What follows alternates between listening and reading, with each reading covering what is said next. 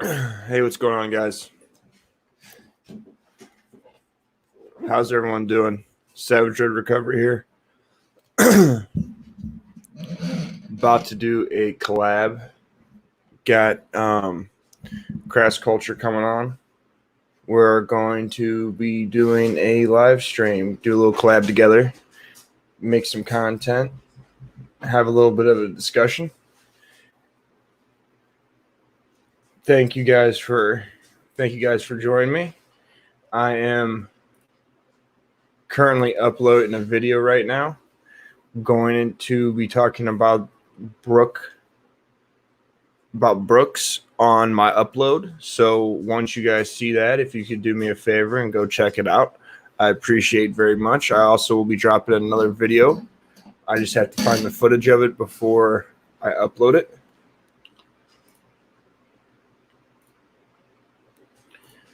But how's everyone doing? How's everyone's night been? I came home. I was whooped. I took a nap. I was real tired.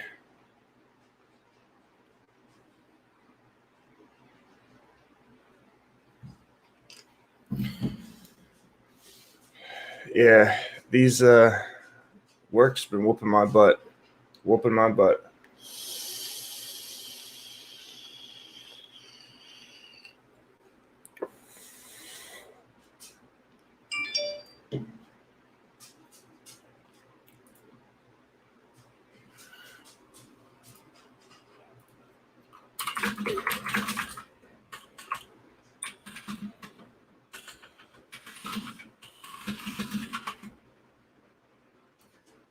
How's everyone doing? I see I got two guests. Salute, guys. Thank you for coming and giving me a little bit of your time. I'm waiting for Crass Culture to join us. He will be in here shortly while I get stuff set up.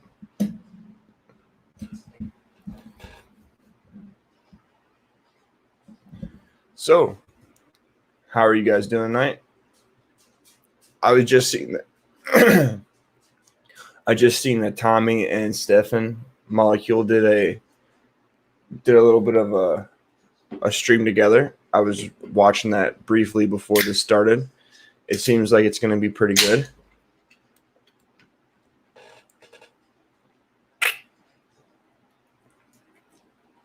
Yeah, but like I was saying,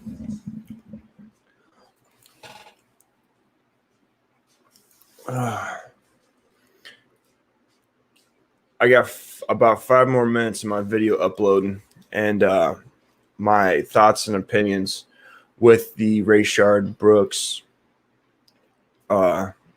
incident that happened this weekend, specifically that incident, and my thoughts on the police departments in America right now and what's going on. But this is not what this video is about. So this video is going to be me and Crass Culture. We're going to be doing a stream together about what changed our worldview, what catalyst changed the way that we view stuff. And as time goes on, my views are going more and more to the right as stuff goes. Like my first wake up call is like PC culture. Like PC culture definitely was a problem for me. I'm not really a fan of it. I'm not a fan of someone telling me what to do. I don't know if you can tell by how I look, but I have a problem with authority, and being told what I can and cannot say does bother me a lot. And when it comes down to like paying taxes and stuff, so like I always had jobs here and there when I was a criminal, but then when I started working and I was paying a buttload of money to the government, that was one of the things that made me was like, yeah, I'm not really for bigger taxes. I want less taxes. I want less taxes and less government because the government sucks. Let's just be honest here. I'm not a big fan. Not a big fan of it. How's everyone doing? I see everyone down here. Thank you for joining us at Savage Road Recovery. I went live a little bit early because I am waiting for Crass Culture to come in here. We're going to do a little collab as I wait for my new video to upload.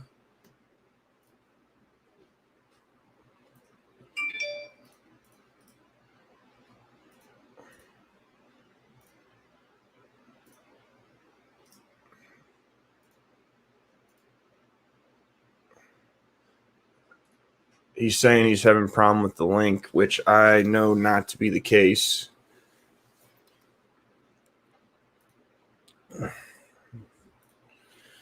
Making me look unprepared, Crass. You're making me look unprepared. So how's everyone doing? There you are. Hey, what's up, man? Sorry about being late. Give me 1 second. Let me get my headphones on, and then we can go into this discussion. Absolutely, man.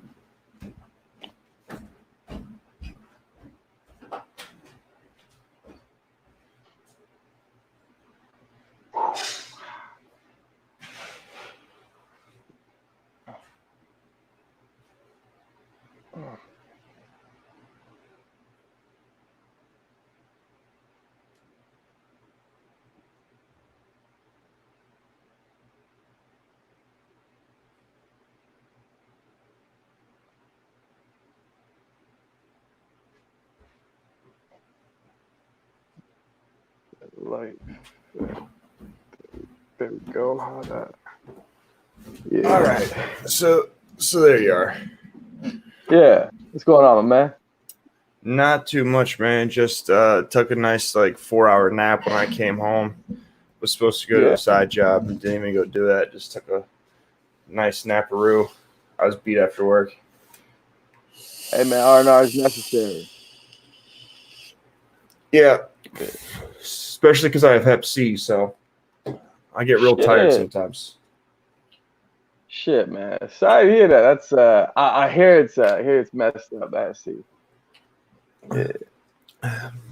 It's part of the problem. It happens when you shoot dope, so it's not too much, just a side effect of poor choices. Exactly. Yeah. All right, so what exactly started your worldview? What changed your views?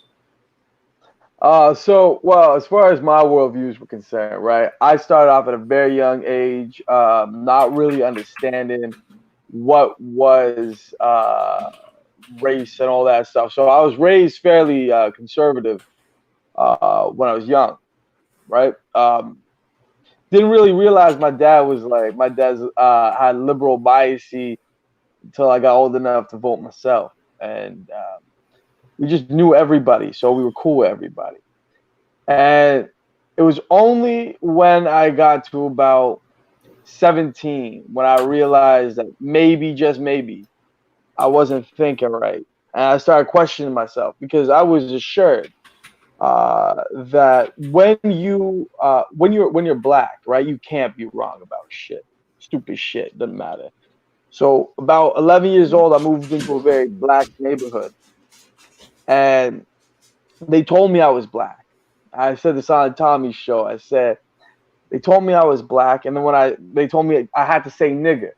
And when I said it, they kicked my ass for saying it. Told me I was only allowed the first 3 letters, and from then on, I overcorrected. So I was a kid who grew up believing everybody was whoever. You just play with whoever you like, And when you grow up in that environment, you have that innocence.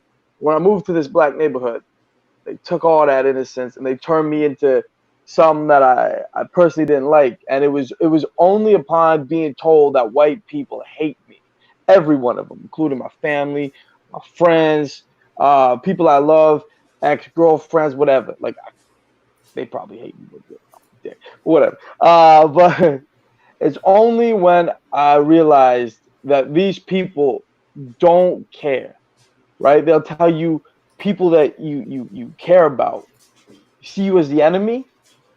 I realized that I had some things I had to think through, and luckily I came across a Tommy Sotomayor video and a Gavin McInnes video, and Love left me a Gavin last McInnes. question. Yeah, man, he's a funny dude. He's one of us. You know what I'm saying? He's Canadian, right? And no, it was rough. Like I was sitting in class one day, I was about 19 years old. My teacher, she was a heavy social justice warrior. She was so proud of it. She's like, yeah, Black Lives Matter. I care about everybody. Like all the oppression. I just gotta stop it all. Okay, that's like some fat chick, and she told me that I internalized my own oppression because I wouldn't call what is it, a Tom and Jerry cartoon racist from the '60s. Like, look, it's a different time back then. That was funny, right? And I laughed, and she's like, I internalized my own racism. I hate myself internally. And I sat there, and at first I was like, And then it just kept eating at me like there's something wrong with that sentence. That's some bullshit I don't understand. And I asked her to explain it. She's like, well, your white DNA just is constantly oppressing your black DNA. I'm like, bitch, that don't make no sense though. And it was at that moment. Yeah. Well, especially that especially doesn't make any sense because if you just look at dominant traits, usually black DNA or black genes are more dominant than white genes. So like they sure just on like a scientific level, that doesn't make any sense. Yeah. And the thing is with her, she wasn't about making sense. She was about being right at the cost of being factual. Yeah. Right? So that part bothered. Yeah. It's like we're not here. It's like the whole Joe Biden speech. We're not here to talk about we're here to talk about facts, not truth. It's like, and it was something my dad told me once. And he used to drill this into my head when I was a kid. He said, you're entitled to your opinion, not your own facts. And when you think on that kind of shit, it kind of gets the wheel turning. And it was from there on. It was just all downhill for me. I try to fall back into the matrix and believe that, everything they're telling me on TV is true. Like, why would they lie to me? But it's like the more I listen to some of this shit, the crazier the shit got, the wilder it got, the more I couldn't be a part of it. And yeah, that's at that point just a steady diet of Gavin McInnes. At the time, some Louder with Crowder, some other big names. I watched him Tommy Sotomayor, but I didn't actually get into him till a little bit later. I seen his videos, but I couldn't remember his name because I couldn't remember what the last part was. I'm like Tommy. I kept getting Tommy Robinson, so it's like it was hard to come across. I like Tommy Robinson. I like Gavin McInnes. When Owen Benjamin was on YouTube, I liked him. Owen Benjamin. I like Louder with Crowder.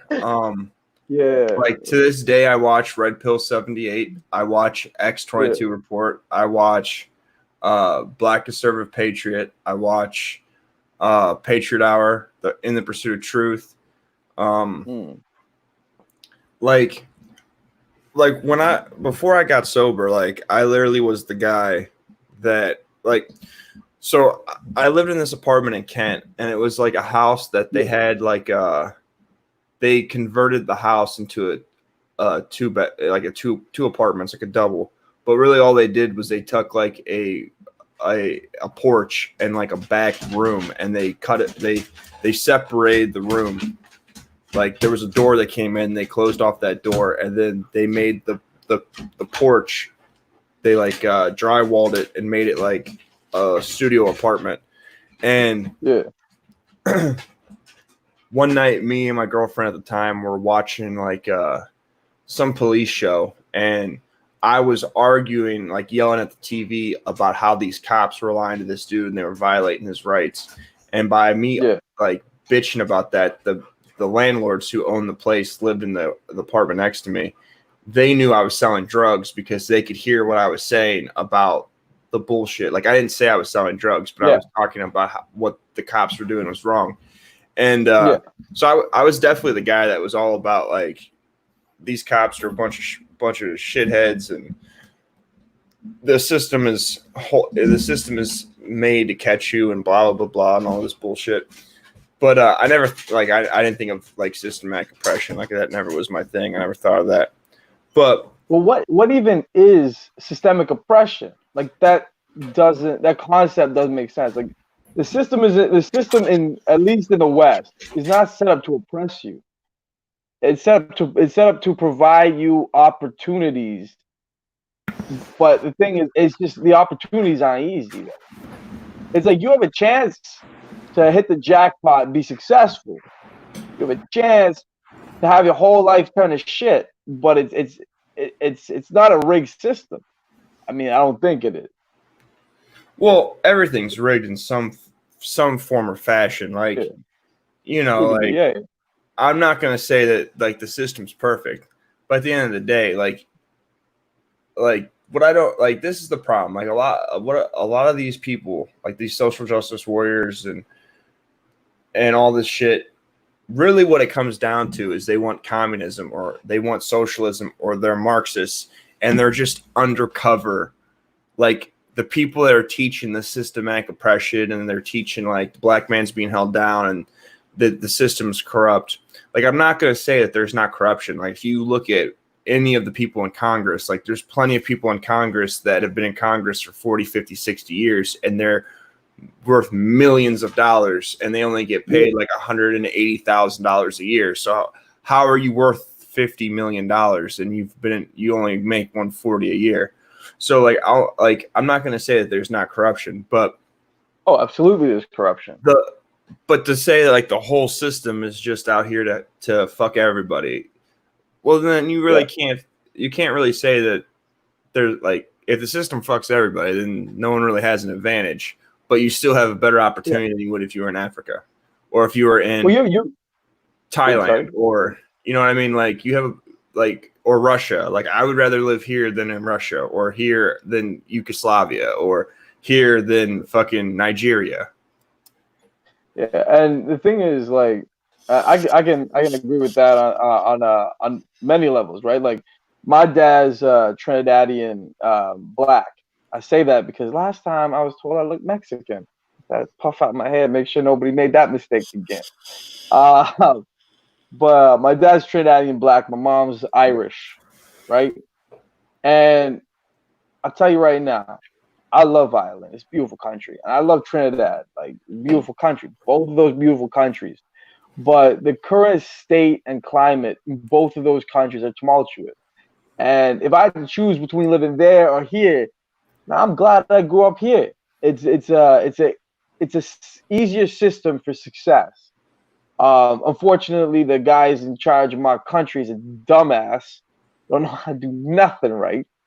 Like he's too busy trying to impress you with the color of his socks than he is actually doing anything to help the people.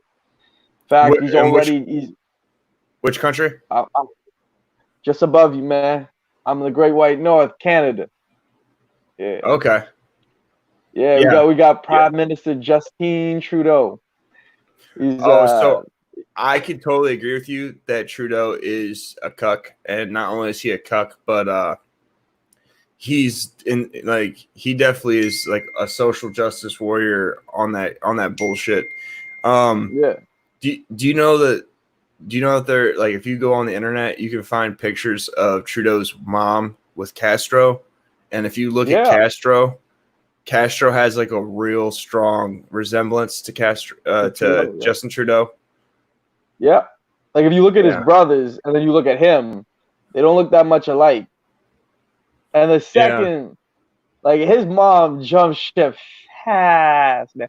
His dad was no longer prime minister. She was gone. That girl is she's something different, man. Mm. You know that, I'm pretty sure I heard this somewhere. Now I could be 100% wrong, so don't take me on my word with this. But I heard somewhere that Justin Trudeau was so incompetent, his own daddy didn't trust him with his trust fund, so he gave it to him in when he died, he gave him his inheritance in pieces to be doled out by his attorney. Yeah, makes sense. He didn't even trust him with his own money, but Canada trusts him with ours. Right now, he started to file charges against people who apply for the CREB, the Canadian Emergency the Emergency Relief Fund, right? So He's filing charges against them. he's trying to make it so that way he can file fraud charges against these people, because what he did, see, I have no problem with you filing fraud charges against people doing fraudulent shit. What he did was he set up the system so poorly. He rolled it out without any kind of foresight. He's just like, hey, I got this idea. We need to give the people money. So all you have to do to get CREB is you go on the website, you type in your information, giving me your social insurance number, you file it, boom, you get it 3 days later. It's quick. But there is no oversight in that, which means it's easy for people to commit fraud. But now he wants to retroactively punish these people. How do you prove it? So that means he wants to put into legislation that he can just punish whoever. Like he didn't think this through, right? It's so bad that the conservatives were like, look, this is stupid. You're giving away too much money and you're not thinking it through. They were like, hey man, we're not even agree with that shit. We're just, nope, not touching that one. He's like, yeah, I want to be able to go and get all this money back. He's already got back $190,000 in returns. He's trying to take it all back because he's spending too much. He gave $41 million to Native American, to some Native American nonsense fund because some systemic oppression that prevents Native Americans from excelling in Canada. It's like they don't pay taxes. They get first dibs on any job. They don't have to pay for school, nothing. All they gotta do is prove they're Native. There's nothing holding them back, right?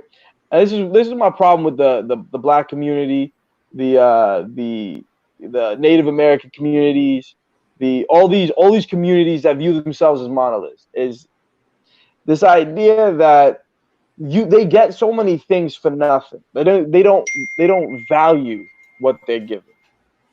They don't value it at all. And what they do is they let their communities become dilapidated. They don't mow their lawns. They don't appreciate what they've got, and they hold bitter grudges against people who haven't done anything to them, frankly, right? It's like this idea. Like, here's something that really pissed me off. A couple years ago, my sister's boyfriend heard her say nigga. Now my sister, she's not related to me. She's my foster sister, right? And he heard her say nigga. Now she's white. Now she didn't say nigga, mind you, but this dude's from Africa.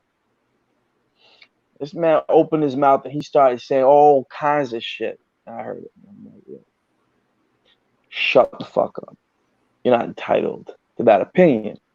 You're not entitled to be offended by nigga. When was your history my history? Well, look, you're not from America. You're from Africa. Coming over here trying to claim you're offended about some shit that don't involve you.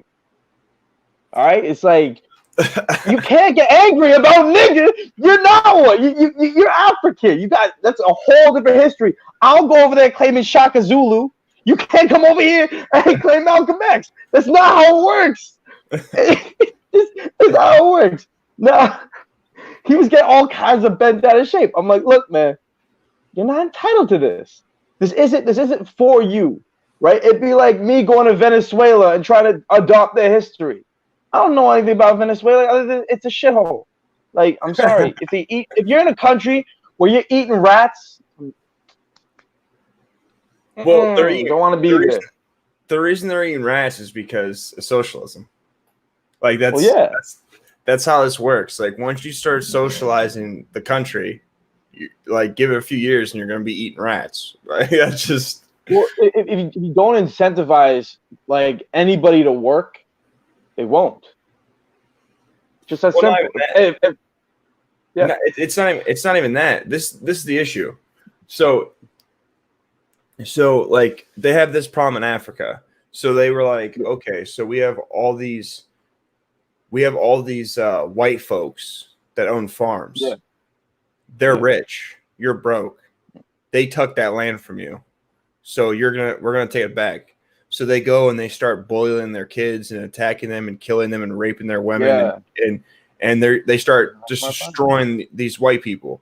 Well, guess what happens when you kill all the farmers? Well, you got nobody there to farm. You have no one that knows how to farm. So now you have all this land, and not only do you have all this land, but you have no one to do anything with it. So there's no food being produced. So all the food that your country was surviving on is not surviving now. Like that's the problem with a lot of these people. Like these people, they don't appreciate anything, and they just want stuff for free. And like they just expect it. Things here in America are getting bad, my dude. Like things are in here in really? America. Yes. So like I don't know what you see in the news right now, but like so the anti-white rhetoric is very bad here in Ohio, or not in Ohio, but in the United States. Not only is the white rhetoric bad, but also they're hating the police hard. Like in the last like few days, there was cops that had bleach put into their milkshakes. There was National Guards that had glass baked in their pizza. They're like the crust of their pizza. There was a cop that had a razor blade that was dropped into like they put it in her tacos or something, her Mexican food. And like there's long story short, you have people that are saying the system's racist, and like in Seattle you have people that tuck over like 6 city blocks of Seattle, and they're going around doing the policing. And the problem that we're having is we're fighting amongst ourselves, because you have people that think that everything's racist and that everyone's Nazis, and then you have normal people that have jobs that have shit to do that aren't necessarily doing anything. And like shit's going south right now. Like they're talking about, like I've heard stuff about how they want to kill whites, how they want to they're gonna burn shit down until they get what they want, and like there's just all sorts of mayhem that's going on. But with that being said, Steven Crowder's from Canada, so he came to America. I'm just saying, like, you might want to, after all this dust settles, just slide on down. I'm thinking about it. I'm not even gonna lie. So is Gavin, man. Gavin moved over there. He being mad successful. But isn't it ironic though? With Chaz. Isn't it ironic with Chaz, isn't it? When the socialists took over that area, what they do? They built a wall. What do they do? They got cops. They started policing shit. Isn't it funny how they understand that all the shit that they hate, they need? And that's the part that bothers me. Now, look, my views and my It's not that they hate it. It's that they're not. So, like, listen, this is not like just like with all the anti-white rhetoric. It's not that they hate whites. It's that they want to be where whites are. Just like when you watch Tommy, all the people that hate Tommy, they don't hate Tommy. They hate that Tommy has, and they don't. They just want to be where he's at. The socialists want to be where the cops are. They want to be where the government is. Like, they want to have the power, and they hate that they don't. That's what it comes down to. It's just a bunch of jealousy. Yeah, and the thing is, like, I want to say this because, like, as somebody my age, I'm working through my ideas, same as most people did when they first kind of had these epiphanies, right? It's like my ideas aren't fully formed yet. They're ideas based on thoughts, opinions, and views and values that I've been surrounded with at this current moment in my life. And as I get older, of course, they will evolve and they'll change. So if I say something out of sorts today, maybe I just haven't thought it through all the way. So if somebody out there doesn't agree with me, I'm more than happy and open to criticism and hearing any kind of feedback. Right. My goal is basically to rationalize these opinions and these views and values myself, but also it's to kind of inform people who don't really understand where they're at, or people who are in my situation, where I was 2 years ago, in my journey to understand and kind of rationalize who I am and reason with who I am, right? So like, but it's like Tommy said, man, we have to start focusing on our own communities first. Like how is it that Kyrie Irving has the balls to talk some shit about the police? How is it that these people feel so arrogant in their shit talking of the people, the same people they might call when they're in that situation, when somebody's like kidnapped their kid, if their kid gets shot, they're calling the ambulance. But the people in the ambulance are racist, though, apparently. They call the police when their house is being robbed. Well, the reason that they do that is because, like, LeBron James, okay? So yeah. LeBron James probably, like, all these celebrities probably make money off of this social bullshit. Like, of course. And like, one thing of it is like earlier with Tommy, people were hitting Tommy up in the chat saying, well, you haven't spoke on Rayshard Brooks. So he went over to his news channel and he did a video on Rayshard Brooks. So like, yeah. Like Lil Wayne didn't say anything for a while, and then he said something. They asked him, Fat Joe asked him about racism and shit, and then he got heat for him not believing in racism. So he's had to like explain why he feels the way he does. No, he didn't walk it back. He didn't walk it back. He won't walk it back. Yeah, Lil Wayne. He won't walk it back, but he definitely, they've asked him the same question like 3-4 times of why he feels the way that he feels.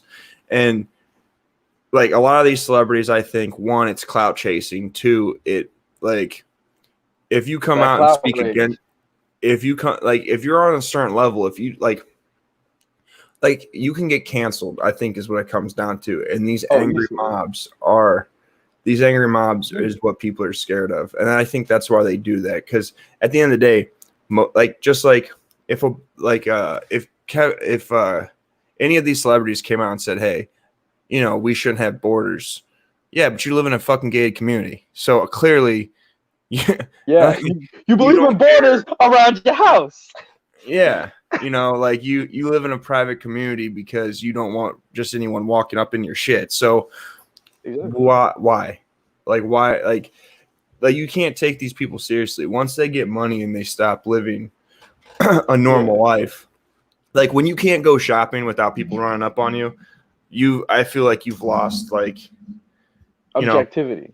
You've lost some sort of like reality, because I know for me, when I walk into Walmart or I walk to some store, I can just walk through it, buy my shit and leave. Like no one cares that I'm in there. No one runs up and wants an autograph. I don't have to wear a hat and a mask and a hoodie and cover my face and have a security.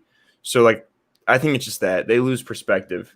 And like the one thing that comes down to with all these celebrities is like anytime that you have any sort of like right leaning or like normal person, like Larry Elder, I'll consider Larry Elder a normal person, or like Tommy, I'll consider him a normal person because he has normal, logical, rational thoughts. They just call him a sellout and they shame him. Oh, they shame anybody who looks like the people that should be their pet. It's like they don't like it when the pet decides that the pet has its own opinions, right? And that's what they see us as. They see African Americans, biracials, Mexicans, Puerto Ricans. The only ones they don't see as pets is Asians.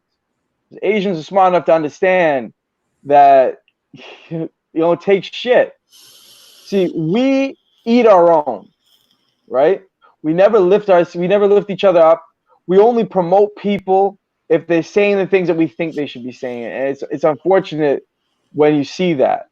And like, I truly believe that what we need to do is fix what we're at ourselves individually, right? In one of my videos, I talk about the idea of immigration and why immigration it's an easy concept to understand for anybody, even the most irrational, right? You just look at where you are, right? You're in a room. What does your room have? Walls. Why do you have walls? Keep out what's outside, right? You have a door. You have a door that has a lock or doesn't, right? You can open that door and choose to let in who you want, but you can vet them at the door, right? When my door opens, I unlock my door and let people in. I only let in people I like. I'm not gonna let in somebody I don't. Why would I let in Crazy Larry? Got a meth habit, scratching himself, getting ready to got some dirty needles, smell like piss. I don't want you in my house. You're dirty, right? It's not because I hate him. I'll still go over and give him some money or some food or something, right? But it's not because I hate you. It's because I don't feel safe if I let in people I don't know. So I want to get to know you first, right? If I know Crazy Larry, I'll let him take a shower in my place if I know him well enough. Hey man, you smell like piss. Come on in, take a shower. I'm gonna watch you still because I don't know if you might lift something from my place. But like, that's kind of the thing. It's like these concepts aren't difficult for people to understand, but they choose not to, right? Because they're well aware of it when it affects them, right? Like, for example, you get somebody like George Clooney or LeBron James, well aware of why you need a gated community because you don't like the people you're living around outside your gates coming in, right? Like, why is it that Barack Obama surrounds himself by primarily white and Asians? Because he's not afraid of them. But yet there's a white supremacy waiting to get him at every turn. Isn't it crazy that we can have those same views? Look, if there was truly white supremacy out there getting ready to come after black people at every turn, why is it that there's so many black people who have the balls to walk up to any white person and say some shit? If I thought you, for example, Savage, wanted to kill me, I'm not going to threaten you. Why? Why would I punk you? Why would I push your 92-year-old grandmother? Why would I rob you? Why would I try to steal from you? Like, it doesn't make sense to pick a fight with someone that not only you think wants to genocide you, but outnumbers you 65-13. It's just, you not realize how silly that sounds when it comes out of your mouth? It's like, I used to believe these things. I used to be the first person to yell, man, fuck that cracker. I used to be the most racist dickhead possible. And it was only because somebody called me on my shit once. All it took. And then I started going, that's a fucking good point. That's a good point. I can't argue that. Well, not even that, but here's the other thing. You're half Irish. Yeah. Like, I'm going to tell you right now, if my son gets older and he starts adopting this fuck white mentality, I'm going to backhand him so hard that he's not going to be able to taste food for probably 2 years because you're half white, bro. Like, you have no reason talking about hating whitey. Like, that's the thing I don't like about most of these celebrities. Like, for Kaepernick's whole family's white. He's adopted. Like, he's not in any way like how can you go out and talk shit about white ladies or white men and then go home to family dinner and eat food with your dad? With the enemy. You hate these people, but you're in there? I don't think. Look. It'd be as crazy as walking into a Palestinian restaurant and just all Jews just eating there, just be like breaking bread. It's like, but you hate each other, right? It's like, I'm not talking about in the middle of downtown New York. I'm talking about Tel Aviv. You got a bunch of Palestinians going, hey, remember when I tried to blow you up? This is another thing. Like, how you kill whitey and then go eat green bean casserole at your mom's house? exactly. Because I don't know about you, but green bean Yeah. casserole, it doesn't get much whiter than green bean casserole. Well, it actually does. Okay, first of all, you've never got white till you eat Irish food. That shit is hilariously bad, man. And look, Oh, Irish I food love my sucks. nana. Yeah, it does. I love my except for shepherd's pie. That shit slaps hard. Now, I love my nana. I love my Irish heritage, and that's one of the things that really messed with me. It's one of the reasons why I was so easily swayed to. And the thing is, I didn't really consider myself conservative. I just considered myself somebody who I just thought for myself, right? I hated it. Like I'm naturally opposed to people who tell me to do something. I'm a petty person, right? If you tell me don't do that, I'm be like, did you just say to me? I'm gonna do it now just because you told me to, right? I'm petty So yeah, it's just kind of the ways. It's kind of what makes it more fun on this side of the fence. But one of the things that kept me sane was the fact that a lot of people in my life were white, and I really was proud of my Irish heritage because growing up, kids used to shit on me for it, right? Like I remember in elementary school, like all the Portuguese kids used to dog me because like FIFA season was coming up, and they're like, "What team are you cheering for?" I'm like, "Well, I didn't think Trinidad had a team, right?" My dad was a huge fan. I didn't know, but I knew Ireland's in Europe. All the European teams have teams. I'm like, I'm going for the Irish team. And then the kids is like, man, Ireland's for bitches. And when my teachers told me that Ireland isn't even a real country, it's just a collective of drunks, right? So I would get like really offended, and I dived so deep into Irish culture, man. I dived so deep, I came out sounding like a fucking leprechaun at every bleeding turn. But I took that accent and I ran with it because why? It's fucking hilarious. But I like it's stuff funny. like that, right? What's funny is even though if they say that the Irish are just a collective of drunks, like they're not wrong. Like Irish like to drink, right? But everybody likes to drink. You've been to the Yeah. Caribbean, man. People are getting plastic. But it's that thing right there. It's like I was raised. I got lucky. I got spared. I was headed down a bad path. I got adopted by this white family, bunch of Italians, right? And they raised me a little bit differently. They try every which way to make me successful, make me hardworking. I was hardworking to a degree, but I was an arrogant shithead who thought I knew better. And so I struck out on my own at 18, and I failed miserably, as all 18-year-olds should, because we're stupid and we think we know better. And it was literally failing and getting back up and failing again and getting back up. It was that idea of like,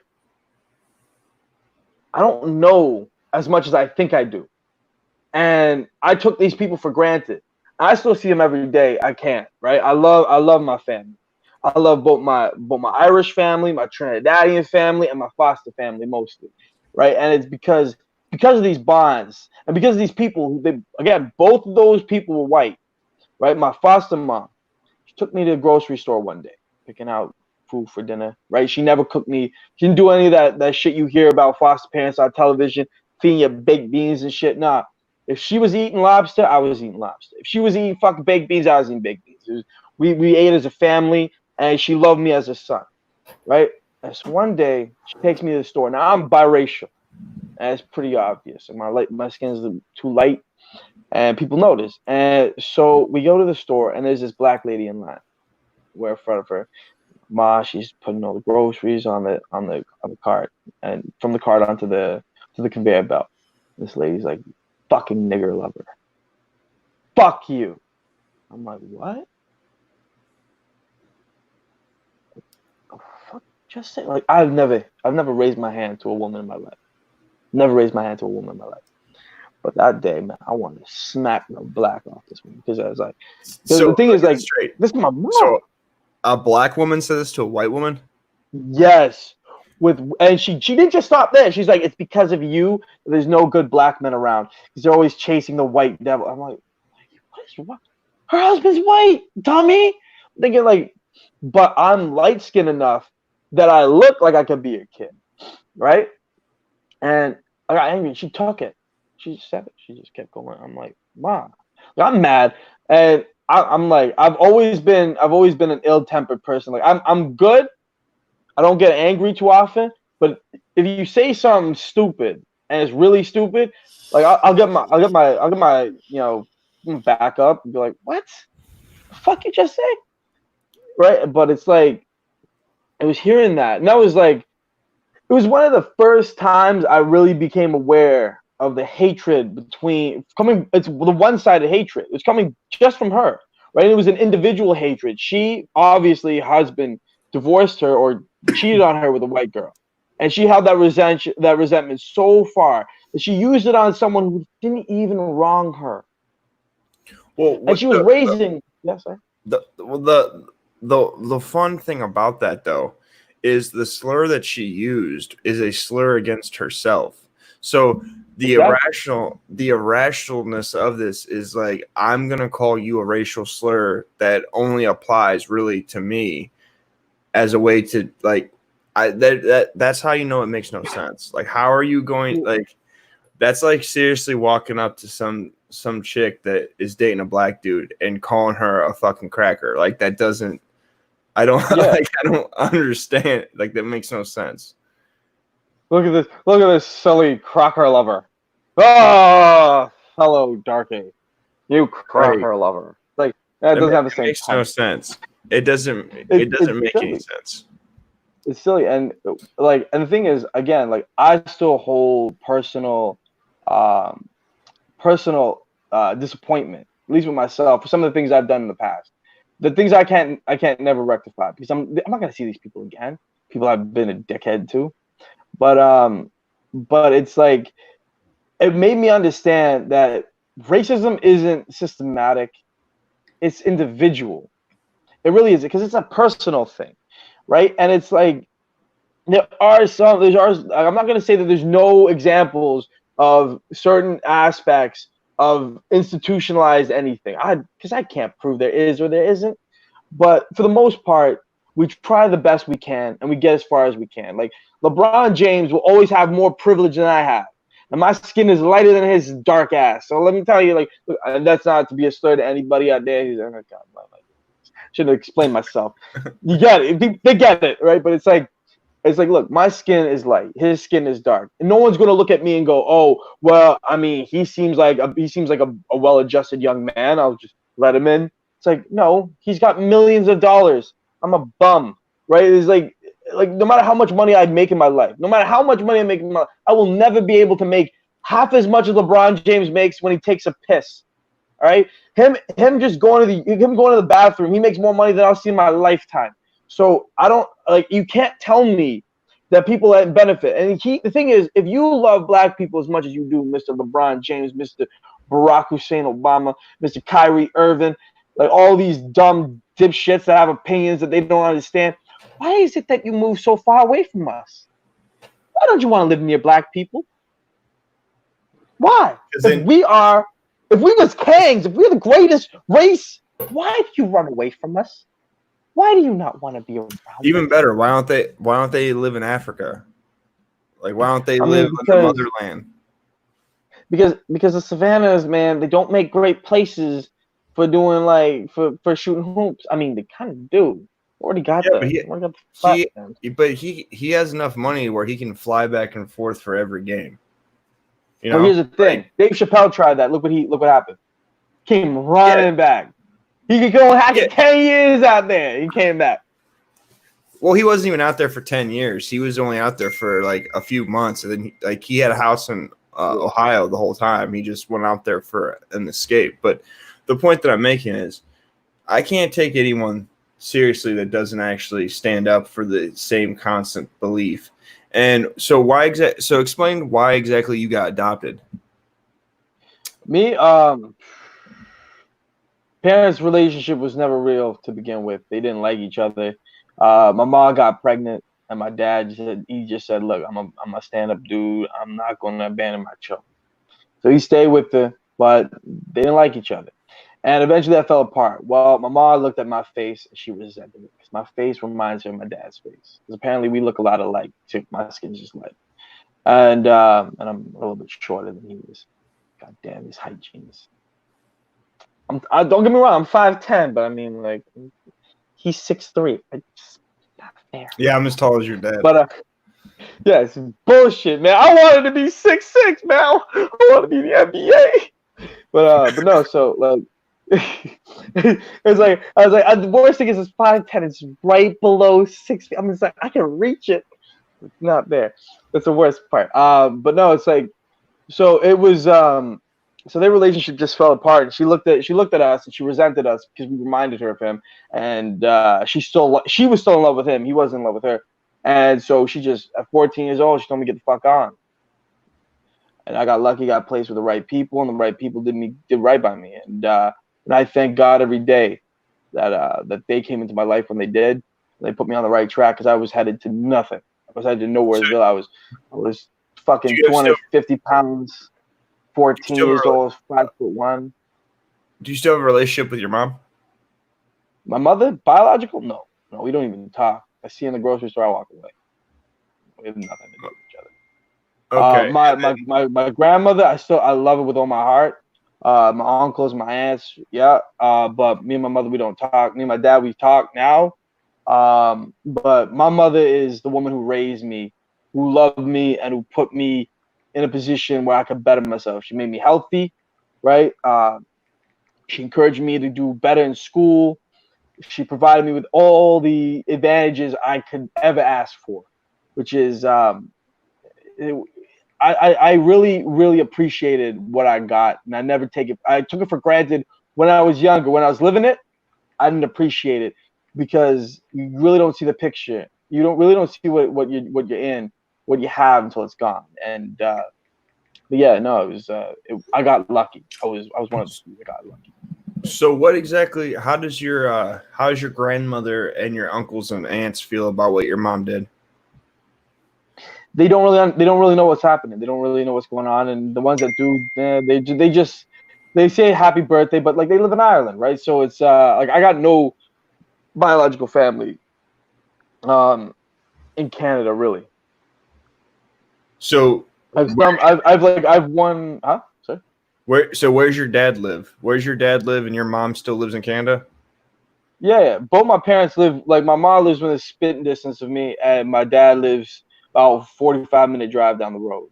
And I see my dad from time to time. Like his birthday's coming up. I'm gonna wish him happy birthday when it comes up. We still keep in contact. He helped me get into working construction. You know, it's like again, I'm appreciative for what my parents have given me, in the sense that they gave me life. They didn't have to. To be honest, it would have been much easier if they didn't. If they just stopped at the first, and then just parted ways, like it was better for everybody. But they continue to have kids, and I was granted the gift of life, and that life was then cultivated by my foster parents. And how many brothers and sisters do you have from your parents? 5. There we go. 5, and then I have 2 half siblings. So where did your the other children end up? Like, are you the youngest? Are you the middle? No, I'm the third eldest if you count my elder half brother. But in my full family, I'm the second eldest. All the other ones ended up just messes. I came out normal. My older brother, he's wherever the fuck he is. My younger brother is an idiot, and I say that not with malice, but like that's what everybody keeps telling me when they oh man, yo, I know your brother. Da da da. My other brother, he's living up with my dad. My mother's just holding on to the one. So like they didn't get placed in foster care. It was just you. Oh no. My oldest brother went into foster care immediately. I went into foster care soon after him. My younger brother went into foster care, and then my youngest brother, he got lucky. He moved back in with my dad, and my sister, she's off doing her thing with my mother. And is your sister white or is your sister mixed? No, my biological sister is mixed. She looked similar to the rest of the gang. The sister I was talking about earlier was my foster sister. Yeah, she came into her. Why'd she keep her? Because she's a girl. So she didn't like the men because she reminded her of your dad. Um, well, that and like she needs at least one because of that money. Yeah, yeah, she need that money, that child support. Yeah, no, it's what it like what all boils down to is there was a lot of things at play. That was a bad relationship from the start. It ended the way it started, poorly, and it's because of the fact like they were given a golden opportunity, right? My older brother was born in Ireland, right? He was born there. He had the chance to be raised there because my grandparents wanted to take him in, so that way, because they realized that this relationship was a mistake, not because they had any animosity towards color my dad's skin. All right, it had everything to do with the fact that they just didn't think it was a smart move because they were unmarried and my mother was Yeah, immature, Irish right? So they people also offered, hold real traditional views. yeah, so they offered to take her in, right? Offered to take in my older brother and raise him as their son, and she said, "Nah, I'm gonna raise him because I'm smart." And that just led to literally years of bad decision making. And during those years, I made horrible decisions myself. I don't hold myself up as any kind of ideal of perfection. Like there's people out there who won't admit that they fucked up. Like man, I went on an apology tour with all my mistakes, especially the ones I did to the people that I actually respect and care about. I had to go and tell them like, man, I'm sorry for all the stupid shit I put you through. So, But yeah, do you know anything about AA? yeah, actually, I know a little bit about it.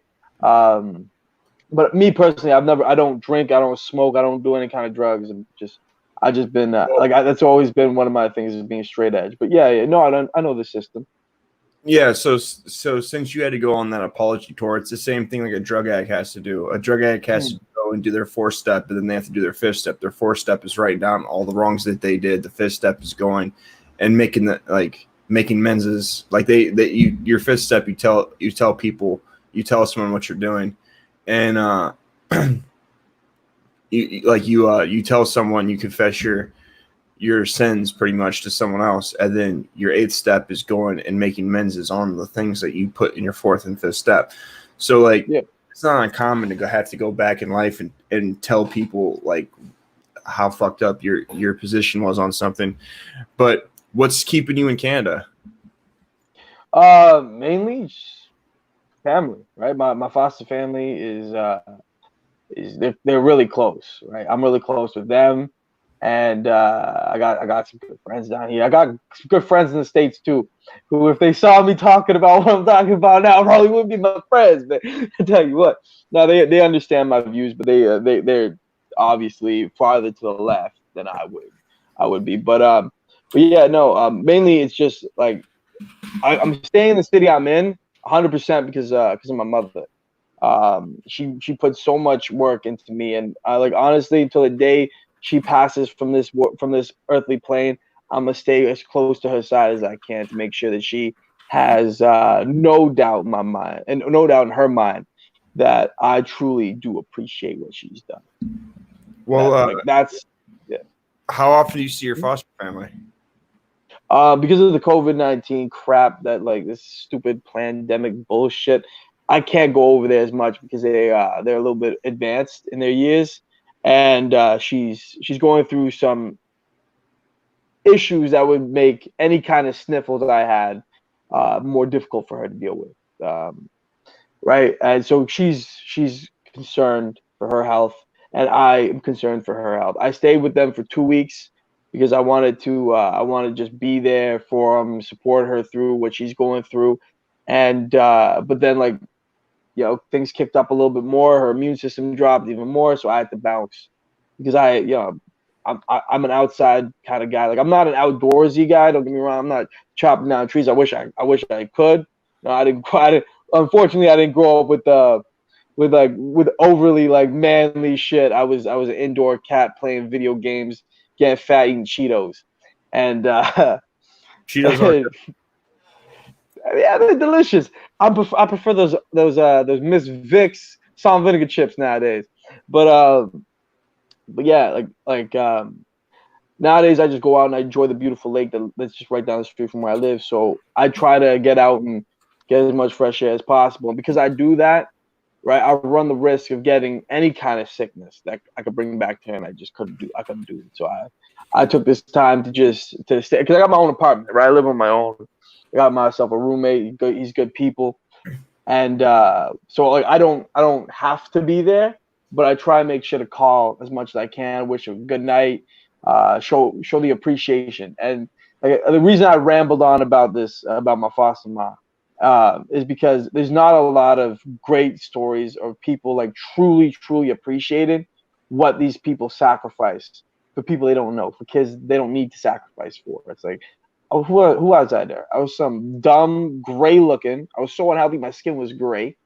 250-pound, 5'1", 14-year-old idiot who didn't go to school, and she got me. She got my grade point average shoot up. Unfortunately, I got lazy close to the end, but like she put in work. She made me healthy, and she made me happy. And it's like it was great experience for both me to have a loving support system with a foster dad. He was a great guy. Taught me a bit about plumbing, and my foster mom. They benefited me a bunch. And yeah. Well, like that's that's the thing. Like my sister's a foster parent down here, and she treats like she's trying to adopt those kids. I don't know how the foster system works up in Canada, but like she's had these children for over a year, and she's been trying to adopt them. And there's been all sorts of CPS,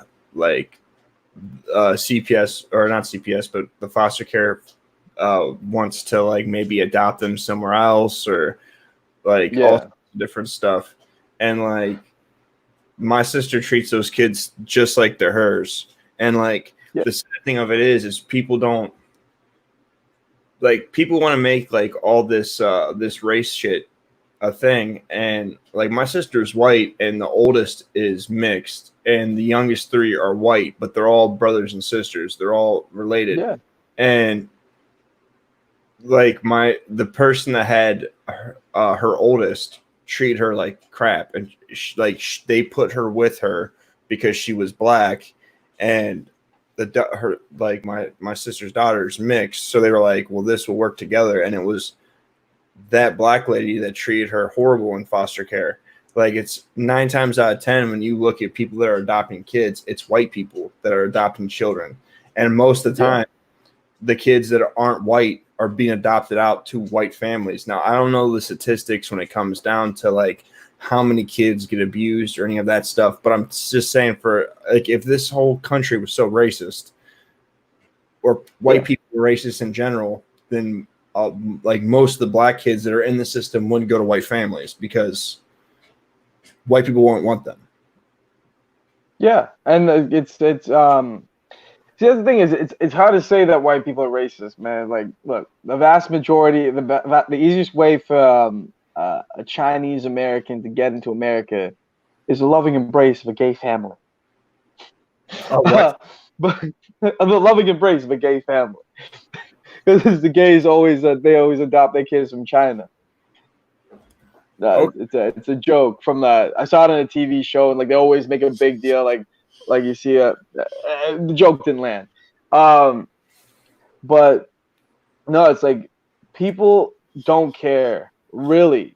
Like, a lot of people want their kid, if like, for example, you get like an adoption, right? The reason why people want their kid to be white if they're white, or black if they're black, is because they don't want the questions of whose kid is that, right? They're like, oh, this kid's white, you're white. They assume you guys are related. Luckily, me being light skinned, people just assume me and my foster mom were related because she was white. I'm half white. Makes sense, right? And because they didn't see my foster dad with me, and he's a Sicilian man, right?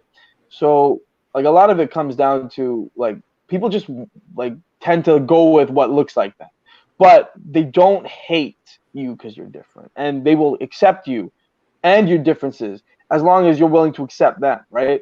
At least that's what I see, right? Because I've talked to a lot of people about a lot of different things. I used to take the train up to Ottawa all the time to go visit my boy down there, and because we've been friends for like what, 15 years or something, right? And me and him, we go back ways. And so I would take the train up to see him, and that's an 8-hour train, 6-hour train. Trains. They don't run fast. So I'd be sitting on this train with a stranger. I just shoot the shit, and I start a conversation. One guy I talked to, he's one of those weird new gender shit, some fucking pansexual demi this bullshit, and I just said, man, why do you? I just want to put this out here. So, has anyone else caught on to the idea that pansexual is the most useless sexual out of the umbrella? Look, what about ecosexual? Okay, so that's I don't even know what that is, but I'm just saying, like, that's what you like. That's a pervert who likes to stick his dick in the dirt. Okay, thing apparently recognized in Canada.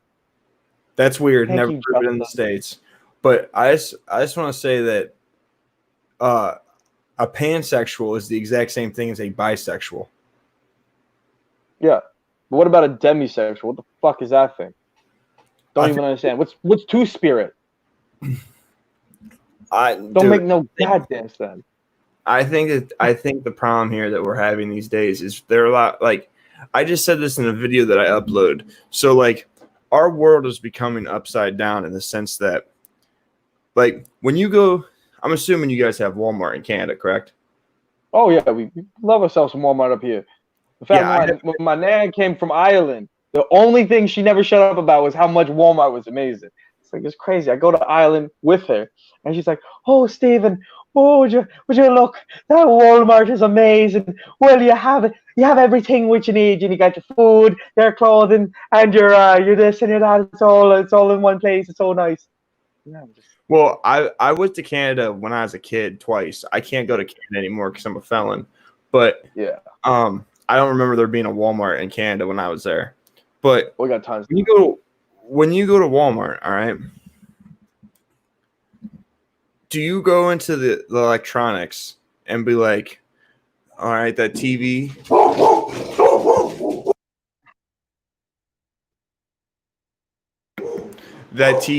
says $8.99.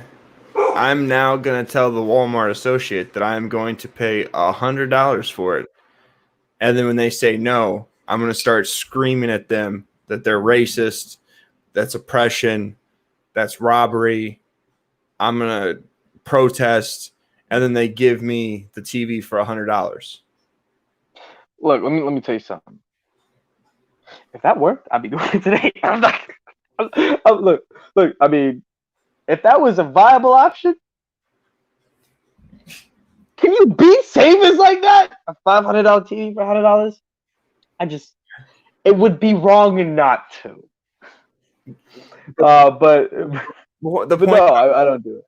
Is like the person that's selling the TV sets the price. You come in and you buy the product. Well, right now we've got criminals that are dictating what the police can and can't do. We have people dictating to other people. Like, it's pretty much the same. Like, we have black people telling white people, you're racist, so you need to give us stuff. And it's like, I'm not even doing anything to you. Like, I literally wake up and go to work. I don't even, like, I've never even met you, but I'm racist all of a sudden. So my tax dollars that go to the government have to give you stuff. Or, like, you have all these people that play this victim mentality, and then they're telling people that they need free shit. And, like, that's why I use the Walmart comparison, because the customer doesn't set the price. Because if that was the case, then Walmart wouldn't be in business. Like, nothing would work. Like, I can't go to a car dealership and tell them, well, my credit score is not high enough to buy this car, and you guys want too much for it. So because of systematic oppression of the Irish since 1846, you're going to give me this car for $200. Like, it doesn't, like, businesses don't work that way. So I don't understand, like, how people logically are thinking that this is going to work out well. Because if we actually were able to go to Walmart, if we were able to go to Walmart and start this idea where we can literally take like 90% of the price off of anything, then no one's going to, like, we're going to go straight to socialism. Like, that's exactly what that is. Because why be profit? Why restock the store then? What's Why that? restock the store? Why even restock the store? If you can walk in and take my shit, fuck you. I'm closing. Then what? What are you doing? Walmart is no longer a thing. Go to Target. Well, you robbed Target Tuesday. So what are you doing now? Target's gone. You go to Kmart. Well, guess what? They robbed Kmart. So Well, we don't got when right here no more. oh, you don't got Kmart? I No, wasn't sure if that was American or Canadian. no, All I knew is their shoes was jacked up as shit. we had Kmart's, but like Walmart put them out of business in most places around here. But the point that I'm saying is like people don't understand what money is. Money is not a thing. Money's not real. It's not a thing. It's all it is it's a medium to trade with. That's all it is. Like it doesn't it's a life debt. Yeah, it's just a medium. Like literally, if we were to go and pay if we made minimum wage $1 million an hour, it doesn't change the fact that if you're getting paid $5 billion a week, everything's still going to pretty much cost the exact same thing because you can never change. You can never change what basic labor is. You can never change It just rises to meet inflation. Right? Yeah, like if you make $5 million, now everyone's got $5 million. Guess what? Loaf of bread's gonna cost $3 million. Yeah, like it's just. Like it's just a medium. It's not actually anything. And what I don't understand is like with them rioting and destroying all this stuff and trying to get the police defunded. Do you know that like during these riots that like in New York, the crime rate went up like 250% for rape and murder. Like right now, the rate like rape is so high and robbery is so high in Chaz. Like, oh yeah, they're having like the police are having like a 1 hour response time to rapes. I don't know about you, but if I was being raped, I would not want to have to wait an hour of being raped for the police to possibly stop it.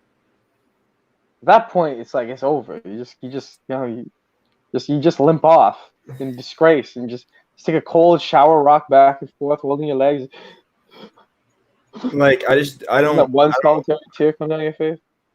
Like, have you seen where the Trump bikers are going to be this weekend or sometime soon? They're going to be going to Chaz. Look, here's my problem with that. It's like I love the patriotism of America. I love the fact that you guys are proud to be American. Canada, we apologize for being Canadian. Prime Minister goes on apology tours. Oh, well, we raised the price of this. It's like you should. Why are we apologizing? Our greatest Canadian, Don Cherry, was a true maverick, and they made him. They went after him with everything. You know what he told them when they tried to make him apologize? They told him get fucked. Right? So it's like you're Canadian. You should apologize. I mean, but why?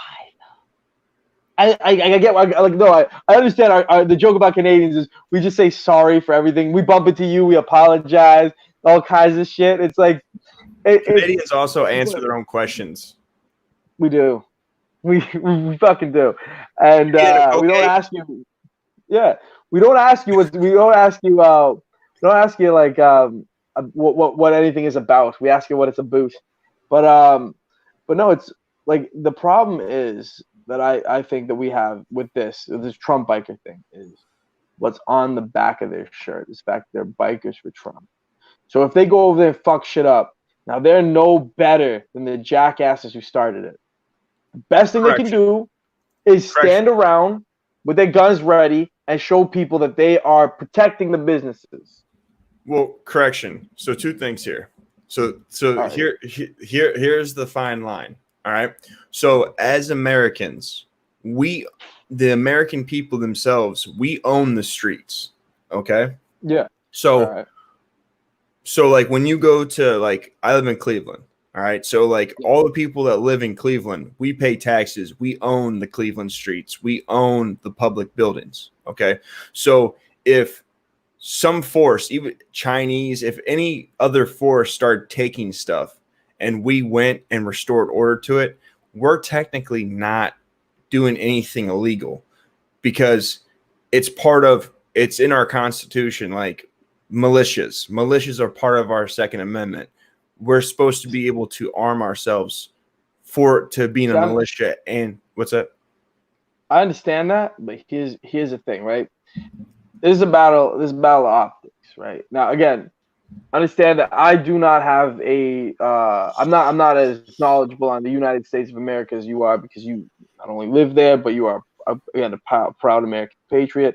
But the thing is, what they're gonna do is they're gonna make this more about the fact that you got white people going over there and attacking these peaceful Chazonians, right? It's Yeah, but those look at Chazodians Gavin are mostly McGinnis. white. I know, but look at Gavin McGinnis, right?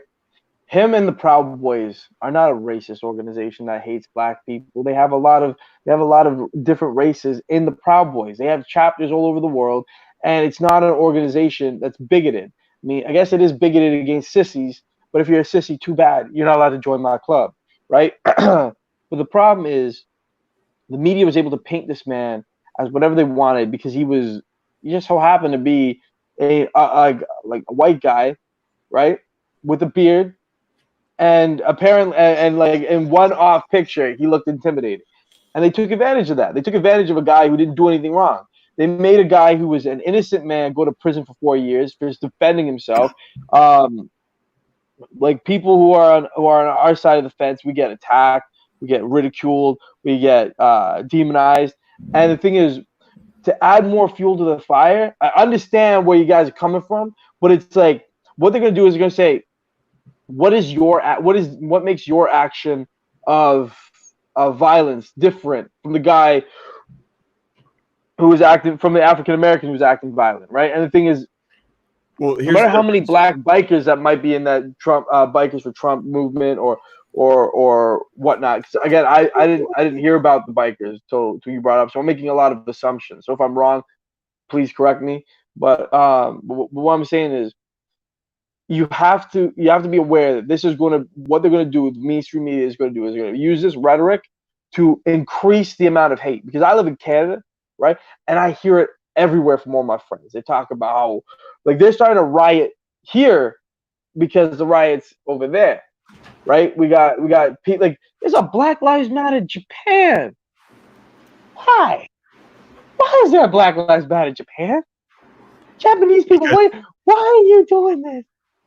It's because it's paid for and funded, and really Black Lives Matter is just Marxism in blackface, really. But when it comes, this is what you understand. I totally understand what you're saying with the narrative, but this is what it comes down to. Either like for the Proud Boys, okay? So those guys went and did 4 years in prison. Now, we can all agree that sucks. But that's part of being a man. Because at the end of the day, they could have stood there and they could have just got piss thrown on them and they could have had their teeth beat in, or they could have stood up for themselves and then went to prison. Either way, it was a shitty situation. When it comes to these guys, and like most of the people that are in Chaz that are like the cops, they're white. Okay. Most of the fanatics with guns that are in Seattle are white. At the end of the day, if the cops are not going to restore order, there are citizens like our brothers and sisters that are in that area that own businesses that are being extorted. And at the end of the day, regardless of the fact, sometimes doing the right thing means that you're not the right, like, just you're doing the right thing, but you're going to be labeled the monster. And that's fine. Like, as part of being a man, you have to be willing to take responsibility of your consequences. And if more of us start standing up to this malarkey, regardless of where the chips may fall, it's going to stop there. It's going to either you're going to let this keep crouching, because we're already losing. Like, when it comes to a culture war, we're already losing. We're already being demonized. We're already being outed.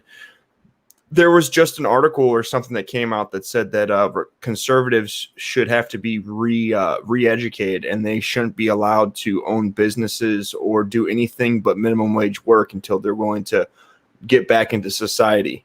So if we don't, look, I think that's perfectly fine, because they're going to realize very fast, when there's no more conservatives keeping everything afloat. but the problem is like, so I'm gonna make a good comparison for you. So if I Yeah, say we get in a car together, all right, and absolutely. we are making a legal transaction, and Yeah. your best idea is instead of paying me, you're going to just pull out a ratchet and tell me to give it to you. I have two options. I give you it and you shoot me, I give it to you and you don't shoot me, or I keep it and you shoot me. That's it. Either I can live on my feet or I can die on my knees. And I'm going to tell you right now, I'm going to live on my feet at all times. Oh, So 100%. so at the end of the day, you can't just let terrorists or anyone Yeah. dictate a narrative to you, because either way, if you bend the knee, they're going to bend you over. So like Well, the I thing is, get I agree with that. Yeah. I I get what agree you're with that. Like, saying with the issue with the Trump bikers, but at the same time, yeah. the government's not doing nothing. The governor is totally allowing it. The police aren't there. At this point, These I think toy Trump should boys. step in. I think Oh, I think Trump should step in and just and fix it. 'Cause the thing is, you don't want civilians attacking their own, right? You don't want people like when you got people coming in the streets shooting at each other. It's a bad thing. Look, I personally believe that every civilian who is cognizant enough, that is law abiding, should go and get themselves strapped up, provided that they do everything the right way, right? Like how my views on gun control is the only thing you're controlling is the ability for the criminal to shoot you faster, right? Well, see, I'm Like, I'm way more I'm way more radical when it comes to guns than probably you are. I think everyone should yeah, have a gun. I don't care if a criminal has a gun. yeah. I don't care. I don't care if people with records have guns. I think that the Second Amendment means that anyone can have a gun, and I think that Yeah. everyone should. Because even if the criminals have guns, if everyone has a gun, the criminals are going to be less likely to do criminal shit with a gun. If Just look everyone at has, Texas. yeah, Just look at the non-LGBT areas in Texas, right? It's like the vast majority there's no crime over there in those good old boy territories. Why? Because everyone's strapped up and everyone knows, right? But it's like look at all the areas where there's crazy gun restrictions. The criminals get the guns easy, but the people who need to protect themselves with the guns, they can't do it, right? It's to me that's crazy, but it's like 20 to what you said earlier. I agree with you 100%. I was making a joke um about it, whereas like I believe that we should just let it all collapse. I don't believe that because it's just that's just irresponsible, right? You should not endanger everybody for the idiocy of you. One of the greatest things I ever heard was from Owen Benjamin when he said, "When you bend the knee, you'll never stand again. Once you've bent the knee, you will never stand again." And because yeah, it's true, because once you've done it once, they own you. And look at him. The guy's got his kid's half Mexican, right? He's living out in Gig Harbor, Washington, just being a good dude, raising his family and some goats. And people are calling him a white supremacist. They won't let him do comedy shows. They're punishing him on YouTube because he has a controversial opinion. But like he didn't like no matter how much they demonized him, the guy is funny. So he still found a way to be profitable. And like honestly, I pray for that guy because he's funny as hell, right? And it's like it's sad when you see people who refuse to bend take it this way, right? Like there's a guy I don't know if you've ever heard of him, guy by the name of AJ Styles, right? He said nothing about the whole Black Lives Matter thing, right? And so one of the people who work for the same company he works for decided he was going to go out on Twitter and say that anybody who doesn't openly bash these white supremacists is clearly in support of white supremacy. And one of the people messaged him was like, "Well, AJ Styles didn't say nothing about Black Lives Matter." And he's like, "Well, it's because we all know where he stands. He's a white racist because the guy's from Georgia, he's from Gainesville, right?" And the guy just says, "He's like, look, I'm a professional entertainer. fuck do I know about politics? It's not my job nor my responsibility to have an opinion. I'm here to make you laugh, entertain you, put on a good show. If you like me, you like me. If you don't, you don't. But I'm not here to inform you of how to think politically. It's not my job, right? It's like that's a good stance for him to have. But this man takes shit by everybody that he works with because he holds these views, but he continues to soldier on. I think that's commendable, right? And I think sorry. Yeah. I do believe that Trump needs to come in and he like listen. I made a point in bringing the army in one of my videos. Like I think the National Guard, like I don't know if they're still rioting in like other like I don't know what cities are still rioting, but I have no problem with the army coming through and just start peppering rioters. Like just straight peppering them. Just like do you know how you break up crowds and criminals? You just start peppering people and people will stop. Just how it works. Like yeah, it's like look, I don't feel bad for them. I don't. They did this themselves. Like I don't like look. You can say look, I'm fine with people saying that they were with them, but the moment you broke that first window, the moment that shit became all kinds of dangerous for everybody, I can't stand with you. I can't stand with people who think it's okay to destroy other people's shit. Right? I firmly believe that Martin Luther King Jr. was right when he did his peaceful protest. People say that peaceful protests don't get you anything. Really? So then what I do is here's what I do. Like, civil rights was that made things worse. To be honest, if you look at the way black people were thriving before civil rights, and you look at the way black people are now. That's more. It all came because welfare slid right in there and kicked all the fathers out. Yeah, but so here's two things. So integration itself so integration and minimum wage really screwed over the black community. Now absolutely. welfare was an option, but see, this is the thing.